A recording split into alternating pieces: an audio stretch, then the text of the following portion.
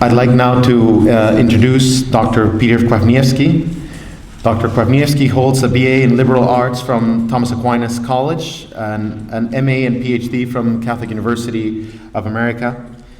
He, after teaching at International Institute in Austria, he helped establish and found the Catholic College in Wyoming in 2006, where he taught until 2018 different subjects: theology, philosophy, sacred music, art history. He is now, ever since 2018, he has been a full-time writer, publisher, speaker, whose work primarily appears in Tradition and Sanity and Pelican Plus platform. He has written and edited more than 30 books, and his writings have been translated into over 20 languages. Almost needs no introduction, because for many of us he is well known. And for those who might be interested and would like to further continue on getting to know Dr. Kwasniewski, first address to us.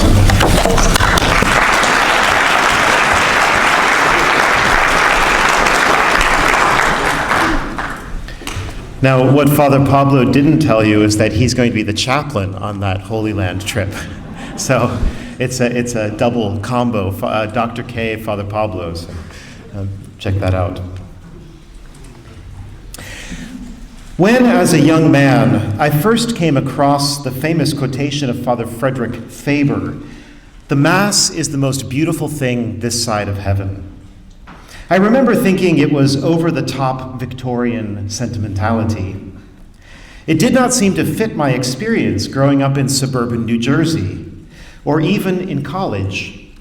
The Mass, as I had encountered it, did not seem to have the celestial and transcendent character that would naturally call forth Father Faber's judgment. But then came the unexpected discovery of the traditional Latin Mass, the one about which Father Faber was writing, after all. And with years of experience, I have come to see that he was and is absolutely right. No exaggerations.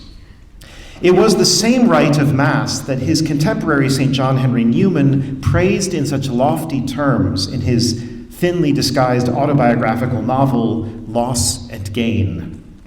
Quote, "I declare, to me nothing is so consoling, so piercing, so thrilling, so overcoming as the Mass, said as it is amongst us. I could attend Mass forever and not be tired. It is not a mere form of words. It is a great action, the greatest action that can be on earth. It is not the invocation merely, but if I dare use the word, the evocation of the eternal.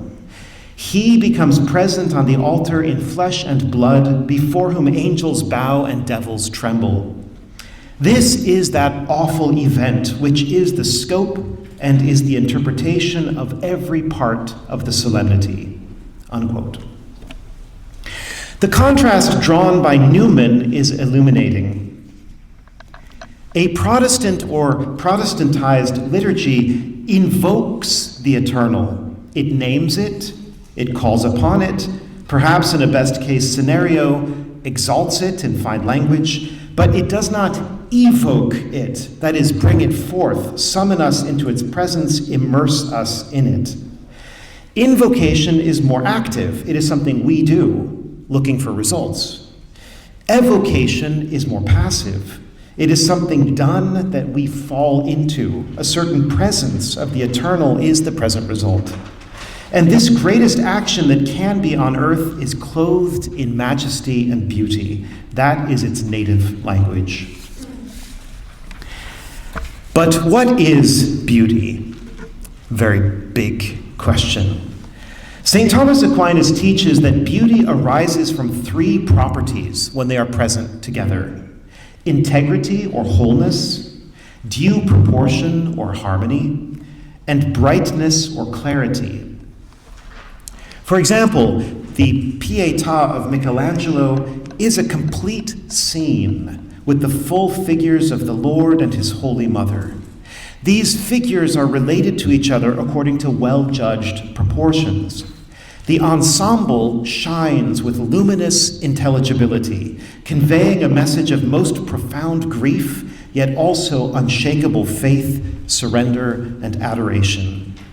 This is why the whole world agrees that the Pietà is beautiful. The Latin Mass has these properties of integrity, harmony, and clarity in abundance, and in a way that occurs differently in its various forms: low Mass, high Mass, solemn Mass, and pontifical Mass.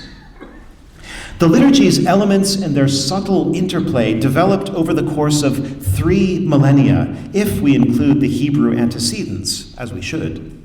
And this is why we experience such a sense of depth, sacredness, seriousness, and timelessness when we encounter the venerable Roman rite, or for that matter, any historic apostolic rite.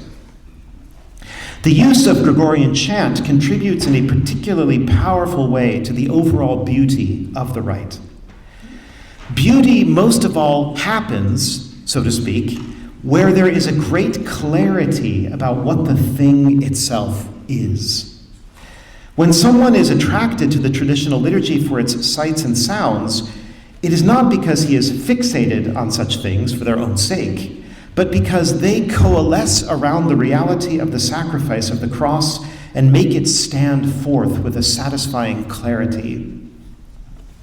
To use a different metaphor, there isn't a lot of static to interfere with the transmission of the broadcast, and the script is well written and well delivered. The surface qualities, or if we want to use a fancy term, accidents, so harmonize with the nature of the mystery that the result is the splendor of the truth. A great Benedictine monk of the 20th century, Dom Gérard Calvet, the founder of the flourishing traditional monastery of Les Barroux in France, offers the perfect commentary on this concept. The concept is the splendor of the truth. He says, quote, "One enters the church by 2 doors, the door of the intelligence and the door of beauty. The narrow door is that of intelligence. It is open to intellectuals and scholars. The wider door is that of beauty. The church, in her impenetrable mystery, has need of an earthly epiphany accessible to all. This is the majesty of her temples, the splendor of her liturgy, and the sweetness of her chants. Take a group of Japanese tourists visiting Notre Dame Cathedral in Paris. They look at the height of the stained glass windows, the harmony of the proportions. Suppose that, at that moment, sacred ministers dressed in orphreyed velvet copes enter in procession for solemn vespers. The visitors watch in silence. They are entranced. Beauty has opened its doors to them. Now, the Summa Theologiae of St. Thomas Aquinas and Notre Dame of Paris are products of the same era. They say the same thing. But who among the visitors has read the Summa of St. Thomas? The same phenomenon is found at all levels. The tourists who visit the Acropolis in Athens are confronted with a civilization of beauty. But who among them can understand Aristotle? And so it is with the beauty of the liturgy. More than anything else, it deserves to be called the splendor of the truth. It opens to the small and the great alike the treasures of its magnificence, the beauty of psalmody, sacred chants and texts, candles, harmony of movement, and dignity of bearing. With sovereign art, the liturgy exercises a truly seductive influence on souls, whom it touches directly, even before the spirit perceives its influence." Unquote. That's Dom Gérard Calvet. For men as body-soul composites, for Christians as disciples of the Word made flesh, there must be both elements, the truth and the splendor. It's not enough merely to know that certain things are true or to be told that they are true. We need somehow to see and hear convincing presentations of them, born out of a dialogue between the Lord and His church across the ages, and capable of initiating us into the same dialogue. The splendid truth stimulates the response of a whole person to the wholeness of truth that embraces mind, heart, soul, and strength, the totality with which we are called to love God. Nothing less is worthy of the God we adore. As the psalmist writes, praise and beauty are before him, holiness and majesty in his sanctuary. The Benedictines have many mottos. One of them is ora et labora, pray and work. Most of you have heard that. Another, perhaps you haven't heard, Deo optimo maximo, to God the greatest and best. The one who is greatest and best deserves the greatest and best. Every traditional apostolic rite, if done well, is most beautiful for its own adherents. The Byzantine rite for Byzantines, the Armenian rite for Armenians, the Coptic rite for Copts, and so forth. And that is because each ancient Christian tradition developed continuously for centuries, during which the faithful who prayed with it expended their best energies of prayer and work to make it the most fit dwelling for the King of Kings. When we expend time, effort, money, artistry on cultivating the beautiful, we show that we are ready to give our best to God. And in doing so, we are also doing the best thing for ourselves, made in his image. He deserves beauty. We hunger for beauty and are nourished by it. When I was living in Austria for 7.5 years, one of the things that struck me the most was how effectively the church in Europe had harnessed the power of the fine arts as tools of catechesis, devotion, and mysticism. She preached through the music, the paintings, the sculptures, the majestic churches, the sanctuaries with their towering high altars. So much of the faith was encoded in the artworks, it made verbose and tedious explanations unnecessary. After the Second Vatican Council, a new wave of rationalism swept through the church, a belief that the most important way to transmit the faith was to talk about it and to make people talk back. Sounds like synodality, actually. Proponents of this view thought the faithful would become more serious and mature Christians if only what they, the proponents, regarded as the distracting clutter of the visual and musical heritage of the church could be cleared away. Instead of breathtaking architecture and elaborate sanctuaries, sublime polyphony, and otherworldly chant, the 1960s reformers advocated clean, empty spaces and songs written in a popular style that had nothing transcendent about it. The result was an enormous vacuum of beauty, a kind of real absence instead of real presence. I think the loss of faith in the real presence of our Lord in the Holy Eucharist was partly precipitated by this catastrophic loss of beauty in churches and in the liturgy. The outward signs were no longer pointing to this mystery and crying out or whispering, "Behold the Lamb of God. Bow down before him, before the one who is worthy of everything we can possibly give him." Throughout history, the church has never ceased to pursue beautiful music, art, and architecture of the finest craftsmanship. The reason is simple. Made by God as creatures of flesh and blood, we learn through our senses, and it cannot be otherwise. Leafing through the Bible, we come across many examples of theophanies, that is, manifestations of God in various signs and figures. When God revealed the law to Moses, he made use of a lofty mountain, lightning, thunder, dark clouds, blood, and stone tablets. When he commanded the building of the tabernacle, he showed the pattern of it in fine detail, demanding the most expensive materials. When God spoke to Elijah, he first made a lot of noise to attract attention, and then revealed himself in a soft, small voice to capture the heart. When our Lord wished to give himself most intimately to his disciples, he used bread and wine in the midst of a highly structured religious ritual, the Passover, conducted in a well-furnished upper room and recited in a sacral language, Hebrew, which was no longer the common language. The Jewish liturgy in temple and synagogue always followed the same plan, and so did its fulfillment, Christian liturgy, animated by the miracle of the Son of God himself taking on flesh and blood. After the Edict of Milan freed the Christians from their cramped catacombs, the first thing they did was to build magnificent basilicas for majestic worship, as if their desire for an appropriate external form had been like a catapult cocked and ready to be sprung.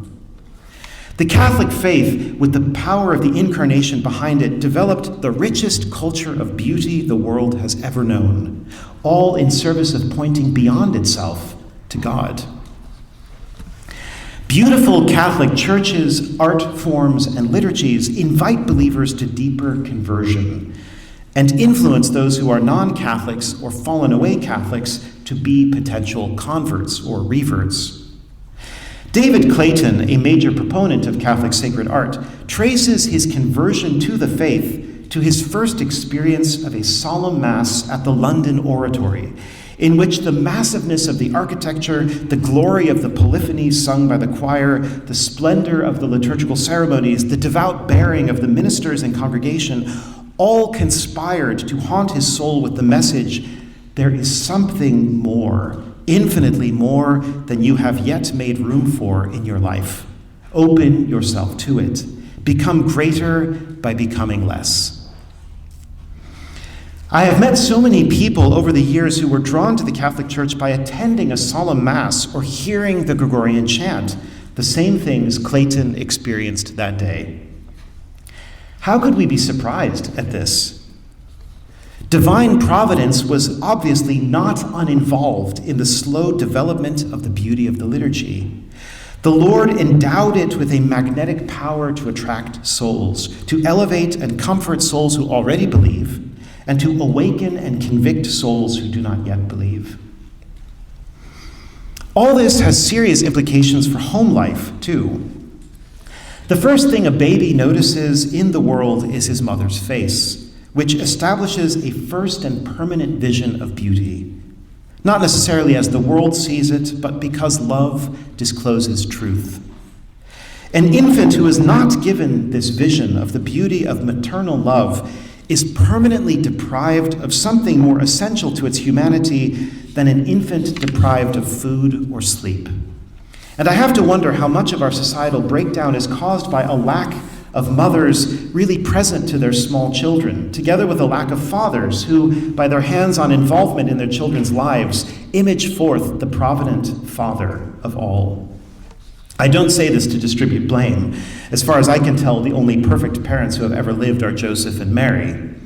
But to underline the humble beginnings of our apprehension of beauty and to encourage all parents to recognize the role they play in acting as channels of beauty. As a child grows in the family, his parents have the serious obligation to train him or her in a love of the beautiful by reading good stories, playing good music, putting up good artwork, making art and music together, assigning poetry to be memorized, and as the crown jewel, attending liturgy that is outwardly beautiful. All these things are part of a subtle and pervasive education of taste, sensibility, instinct, and intuition. When we are brought up with beauty, we have a sense of propriety, respect, nobility, dignity. These things are proto-religious or para-religious attitudes that heavily influence the course of our life. Without them, we are much more vulnerable to the winds of false ideas and the lure of bad morals. As Roy Peachy says, the derogation of beauty is not simply an aesthetic mistake. It creates a deep wound in civilization, a wound that cannot readily be healed.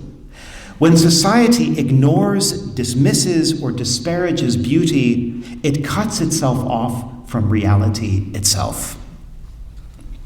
In a similar vein, Nicholas Rao states, in words that could be taken as a sort of manifesto for church life, family life, and society as a whole, quote, "A Catholic environment is a deliberately constructed place where sacred and profane beauty, liturgy and art, work, leisure, study, and communal fellowship are all modeled after the heavenly Jerusalem. This should not be an act of vanity, a pharisaical wish to pray loudly. It should arise first from the desire to glorify God, And second, from the sense of our own need to be influenced, of our abiding dependence upon form and structure. Unquote. I would emphasize that last phrase, our own need to be influenced, our abiding dependence upon form and structure. You see, contrary to the myths of the 1960s, Christians cannot come into the fullness of their identity, their vocation, their mission, until and unless they are thoroughly formed by an objective tradition that precedes and guides them. Beauty has two dimensions, the outward, on the surface, and the inward, in the depths. A great work of art like Chartres Cathedral has both dimensions, an immediate wow of resplendent appearances, but also a sophisticated geometrical, cosmological, and theological plan that becomes apparent only to the patient, attentive contemplator. These two dimensions are found in the human person, too. There is the beauty of the face or the body that's easy to notice, and the inner beauty of moral uprightness and sanctity that shows itself over time in a relationship. It takes years to discover and appreciate the beauty there is in a person, or for that matter, in a great work of art that emerges from a deep soul. Indeed, the greatest works of art can school us in this appreciation. As we gaze at the immediate contours and colors of a painting, of a portrait by Vermeer or Rembrandt, our consciousness is borne beyond it to a reality greater than anything an artist could ever paint.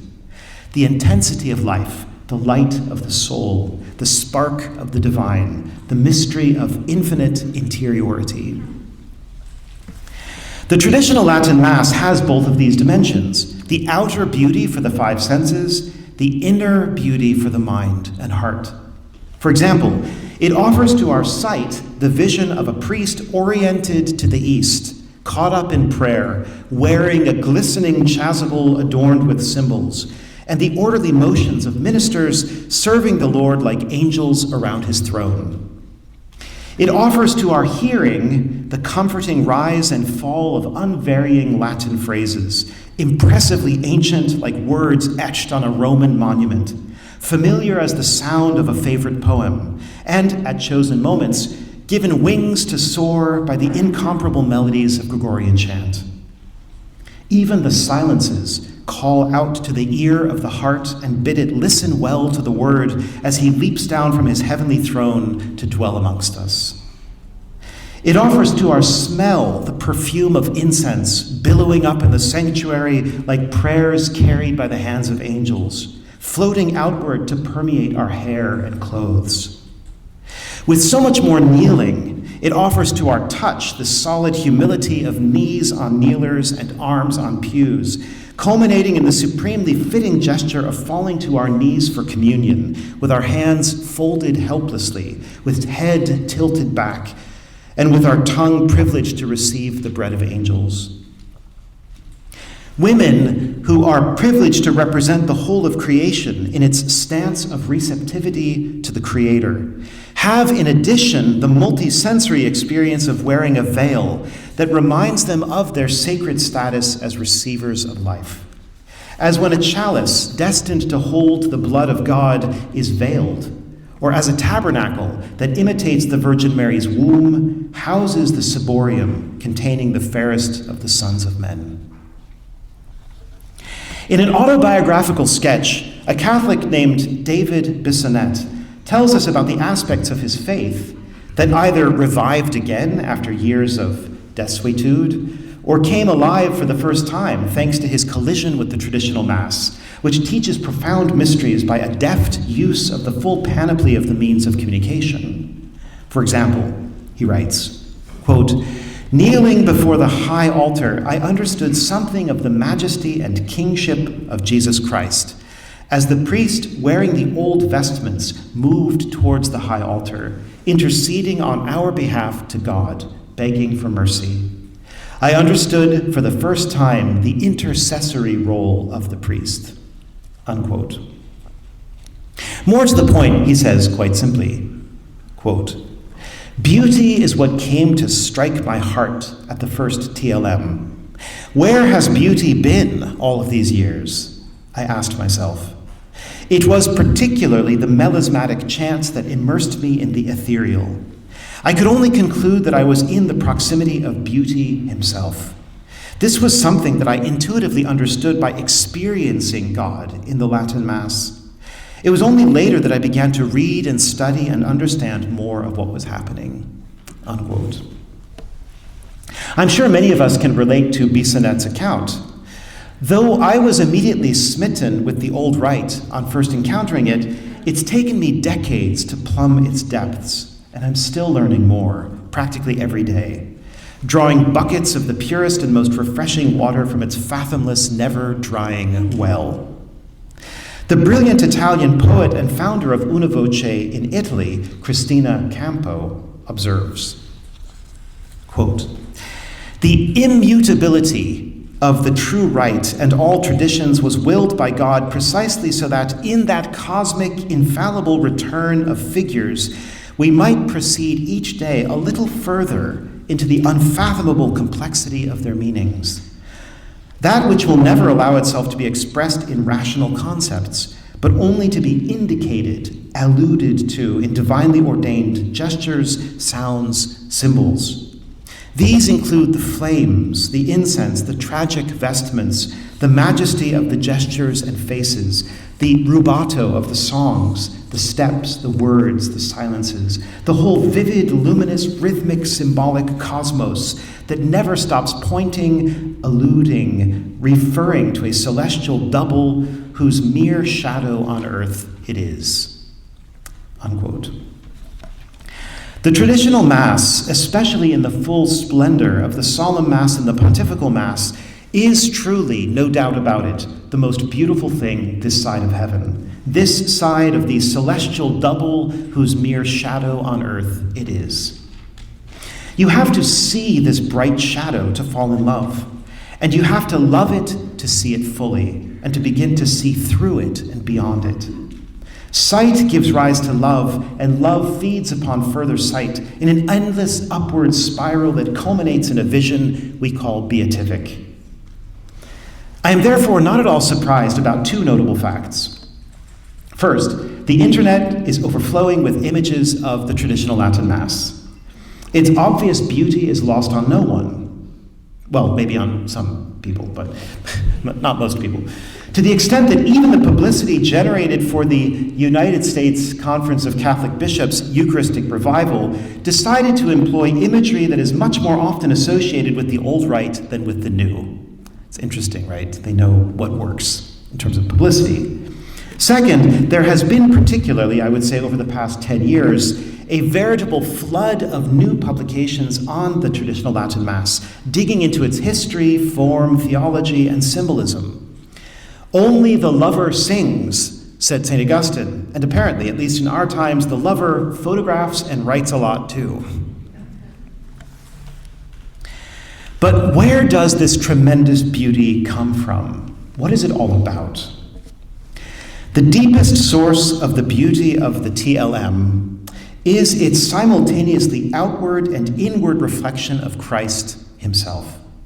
Every prayer, every reading, every antiphon, every gesture and ceremony is about him, is directed to his veneration. For over 1,000 years, the liturgical allegorists of the West lovingly pondered the Mass as the moving image of eternity, as a moving image of salvation history, which shows the eternal and the divine intersecting with and impregnating the temporal and the human. In short, the Mass is the most beautiful thing this side of heaven because it is the principal icon of Christ, even more than any painted icon. As Father Claude Bart explains in his book Forest of Symbols, which I highly recommend, our ancestors of every century perceived, quote, a link between the unfolding of the Mass and the history of salvation.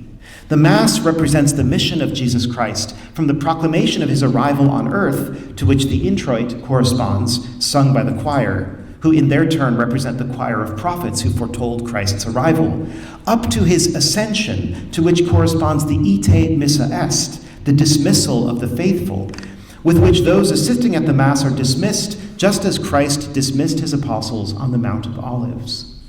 Unquote. Let me offer a couple of examples of how this so-called allegorical explanation of the Mass, which has its roots primarily in 3 books of the Bible, the Gospel of John, the Apocalypse of John, and the Epistle to the Hebrews, illuminates the meaning of what we see unfolding before us with our bodily senses. First, in regard to why there are 3 major ministers in the Solemn Mass, which I don't know if you've all had a chance to attend a Solemn Mass, but if not, try to find one that you can go to because it's very special. It's the fullness of the Roman Rite.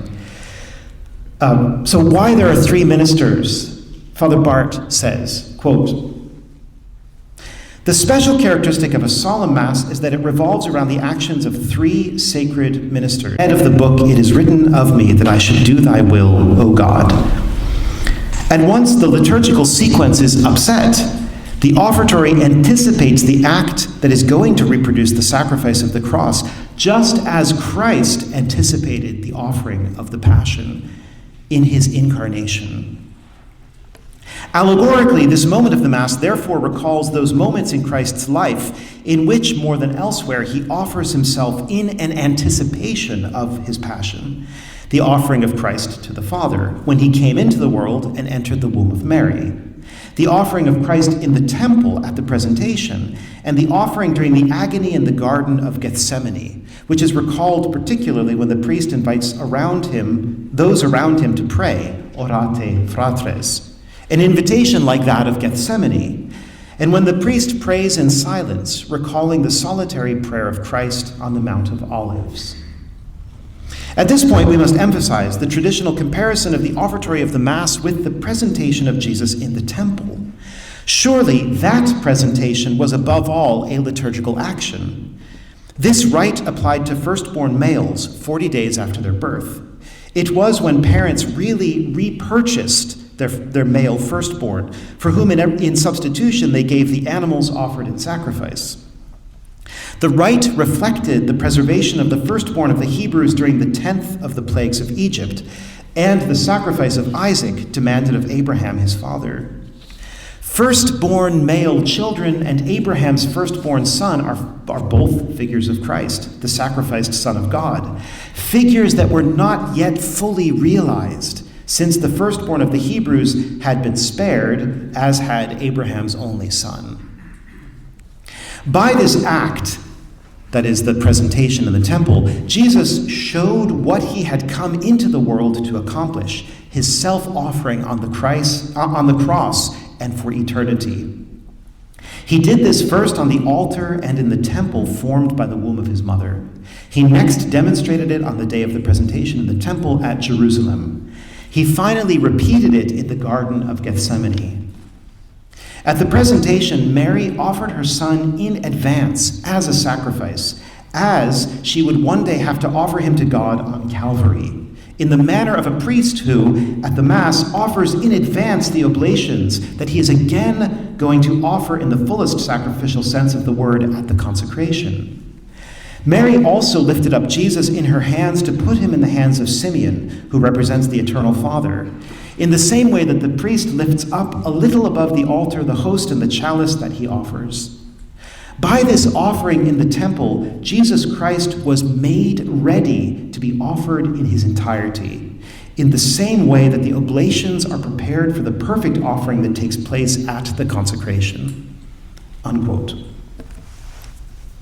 When certain liturgists of the last century objected to the anticipation of sacrifice in the traditional offertory, they showed that they had entirely failed to read the rite against the backdrop of salvation history and the life of Christ. In other words, they had stopped using the key of symbolism to unlock the door of liturgy.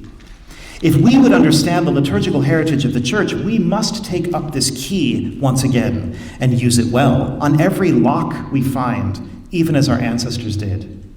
Not only the intellectuals among them, by the way, but illiterate peasants who had been instructed by stained glass, by homilies, by popular songs, by private devotions, to recognize the constant interplay between symbol and truth. We might say, Christians throughout history, until the Protestant revolt, lived in a world saturated with icons or images, constantly pointing to the mysteries of the Christian faith. That's why they had the key to understanding the liturgy, which 20th century Catholics, many of them seem to have lost. And not just 20th century, but also to the present day. This is why any attack on a traditional liturgy of the Church is a form of iconoclasm, no less than the ancient Byzantine emperor's attack on religious images in the 8th and 9th centuries, or the 16th century Protestants' attack on statues, windows, choir stalls, vestments, and vessels. Both iconoclasms were born of clumsy scriptural exegesis that identified the honoring of images that bring to mind their originals with the idolatrous worship of wood and stone objects. All three waves of iconoclasm or image smashing, imperial, Protestant, and modern, are based on a misconception of the relationships between the external and the internal, the sensible and the spiritual. Ultimately, such an attack on the image is an attack on God incarnate, supreme beauty made flesh, whose attributes are reflected in church buildings, in icons as in painted panels, and in the liturgical rites themselves. Even as the veneration given to an icon passes on to its archetype, thus avoiding any hint of idolatry, the one who defaces God's image defaces, or at least tries to deface, God. This is true of the human person, the primordial icon presupposed to the incarnation. It is true of the icons fashioned to make present to us persons transfigured by grace and glory. And it is true of the most beautiful thing this side of heaven, the liturgy handed down by tradition. It is a failure to grasp this essential point that the liturgy is iconic that makes it possible for some superficial commentators nowadays to call traditionalists idolaters because they are passionately attached to a given form of liturgy. That objection is as foolish as saying that the ancient Eastern Christians were idolaters because they were so attached to their painted or carved images of Christ, his Holy Mother, and the saints, that they were willing to defend them in polemics, hide them in attics, remake them when destroyed, and even die under torture for them. The icon images forth the person depicted, and the homage is given to the person. The liturgy is Christ communicated to and communicating with us, and the homage we give to it is given to the one it communicates. This view is based on the belief, once common among Catholics, that the liturgy is itself a divine gift. Yes, given through men as secondary causes, but above all, the work of divine providence as first cause, a view that I defend at length in my book, The Once and Future Roman Rite.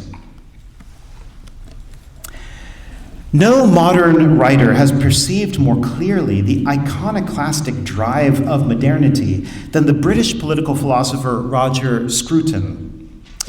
In words that eerily lend themselves to the avalanche of reforms undertaken by the Catholic Church in the latter half of the 20th century, he writes, quote, "Sacred things are intolerable to those who no longer believe in them. An urge to desecrate replaces the desire to worship. And just as in periods of religious iconoclasm, such as that which destroyed the interiors of our English churches, the finest and most beautiful symbols are torn down and trampled on, lest they retain their power over the human soul. The culture of repudiation is the culture of Mephistopheles, which finds its meaning in denial. Their philosophy stems from a nihilism born of distrust, from a desire to ruin the sacred truths that ask for their credence. It seems to me that they are in the business of destroying consolation. The business of destroying consolation. What an amazing phrase. Not because they have anything to put in the place of it, but because the consolations of other people are a reproach to their own moral emptiness." Unquote. A liturgical iconoclast like the former Archbishop of Milwaukee, Rembert Weekland, whose personal immorality and wanton destruction of tradition seemed to go hand in hand, earning him the moniker Proud Vandal, serves as a perfect illustration of Scruton's argument. In his 2010 Gifford Lectures, Scruton further develops the idea. Quote, "Sacred places are the first places to be destroyed by invaders and iconoclasts, for whom nothing is more offensive than the enemy's God. And we should recognize that much of the destruction of our environment today is deliberate, the result of a willed assault on old and now despised forms of tranquility. For there are two broad approaches to building, the way of settlement and the way of disruption. Often when we settle, we fit our lives into an existing and already consecrated pattern. We strive to inherit the order established by those who have come before us and to honor the spirit of the place. But the iconoclast seeks to replace old gods with new, to disenchant the landscape and to mark the place with signs of his defiance." Unquote. The ancient office of prime, suppressed by Sacrosanctum Concilium, but continuing to be prayed by individuals and communities around the world, calls for the daily reading of the Roman Martyrology. One who reads each day's inspiring register of heroes of the faith is in for many surprises.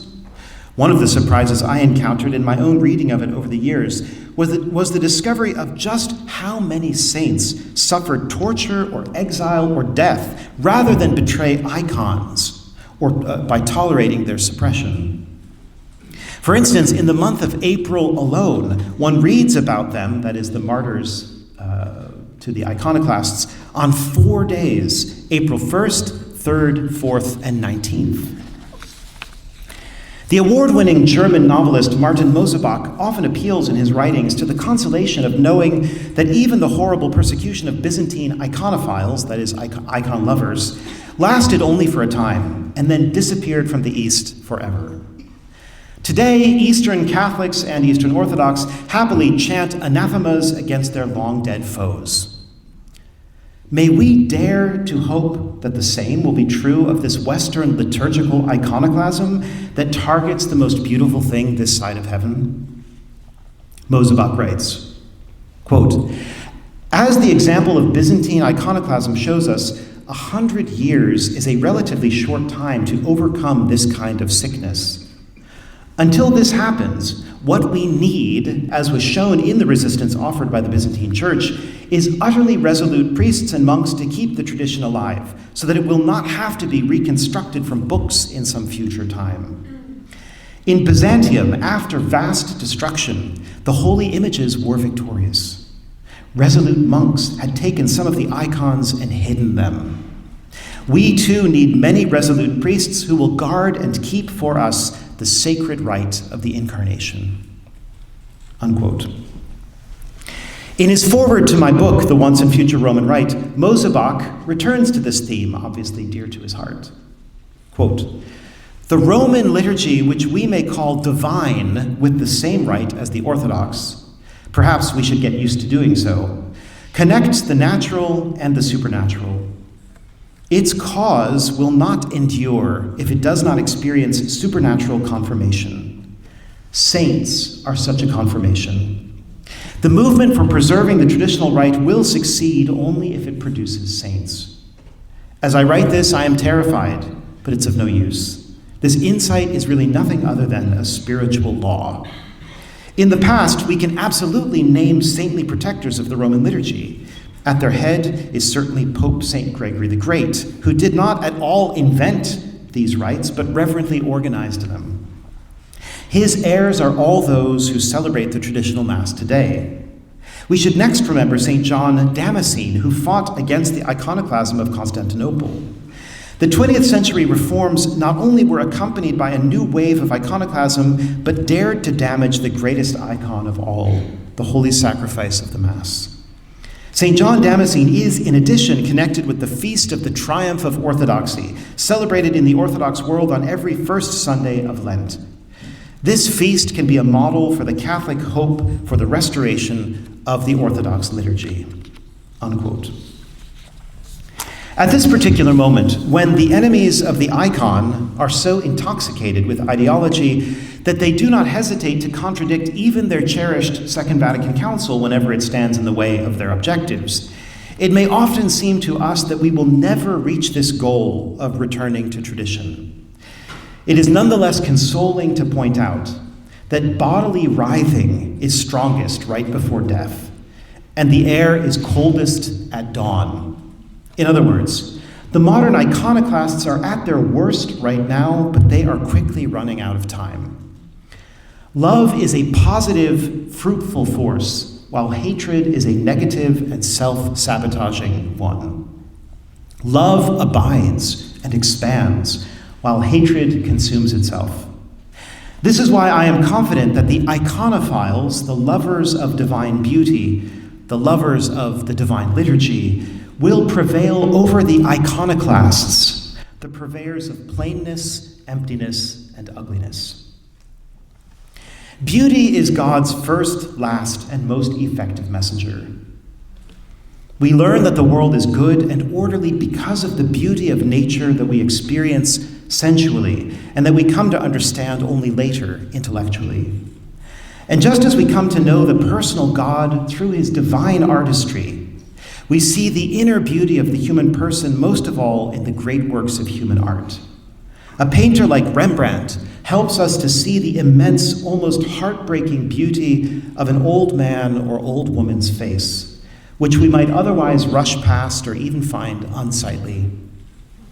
Christ himself is the fairest of the sons of men, as Scripture says, but he allowed himself to become a man of sorrows, marred beyond belief, to tell us something unforgettable about the invisible beauty of love, of sacrifice for love. The Church, therefore, cannot and must not flee from her role of introducing mankind to this immortal lover, both in the beauties that appeal to our senses and in the deeper mystery that no sense can reach. Thank you for your kind attention.